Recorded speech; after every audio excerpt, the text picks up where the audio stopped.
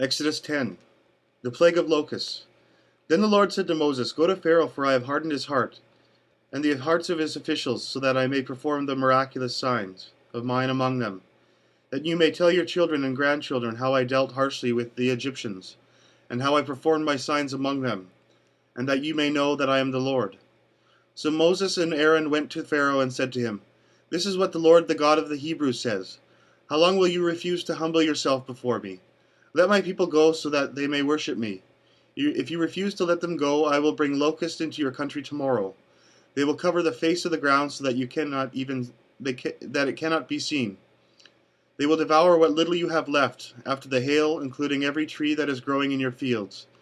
They will fill your houses and those of all your officials and all of Egypt, all the Egyptians. Something neither your father nor your forefathers have ever seen from the day they settled in this land till now. Then Moses turned to Pharaoh and left.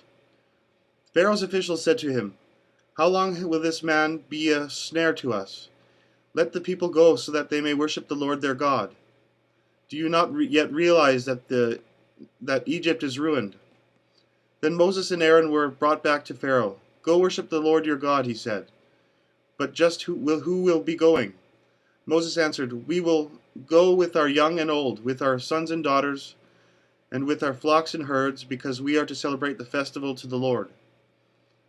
Pharaoh said, The Lord be with you. If I let you go, along with your women and children, clearly you are bent on evil. No, have only the men go and worship the Lord, since that's what you have been asking for. Then Moses and Aaron were driven out of Pharaoh's presence. And the Lord said to Moses, Stretch out your hands over Egypt, so that locusts will swarm over the land, and devour everything growing in the fields, everything left by the hail. So Moses stretched out his staff over Egypt, and the Lord made an east wind blow across the land all that day and all that night. By the morning the wind had brought locusts. They invaded all Egypt and settled down in every area of the country in great numbers. Never before had there been such a plague of locusts, nor will there ever be again. They covered all the ground until it was black. They devoured all that was left over after the hail, everything growing in the fields and the fruit on the trees.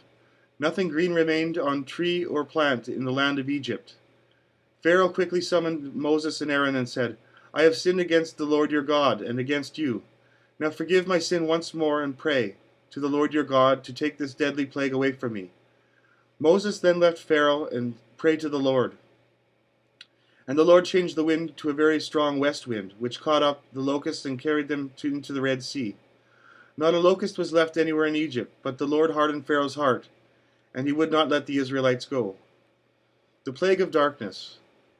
Then the Lord said to Moses, Stretch out your hand towards the sky, so that darkness will spread over Egypt, darkness that can be felt. So Moses stretched out his hand towards the sky, and total darkness covered all of Egypt for 3 days. No one could see anyone else or leave his place for 3 days. Yet all the Israelites had light in the places where they lived. The Pharaoh summoned Moses and said, Go worship the Lord. Even your women and children may go with you. Only leave your flocks and herds behind. But Moses said, You must allow us to have sacrifices and burnt offerings to present to our Lord our God. Our livestock too must go with us, not a hoof that is to be left behind. We must have some of them in worshiping the Lord our God. Until we get there, we will not know what we are to use to worship the Lord. But the Lord hardened Pharaoh's heart, and he was not willing to let them go. Pharaoh said to Moses, Get out of my sight. Make sure you do not appear before me again. The day you see my face, you will die. Just as you say, Moses replied. I will never appear before you again.